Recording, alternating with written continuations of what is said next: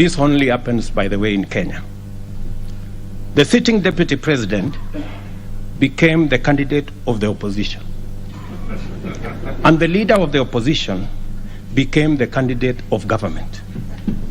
And as things would be, the opposition candidate won the election and became president. And the president became the leader of the opposition party.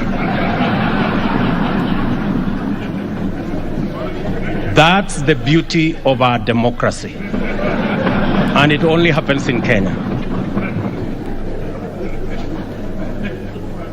In the process, we also affirmed the sovereignty of the people of Kenya as the ultimate decision makers as envisaged in the Constitution.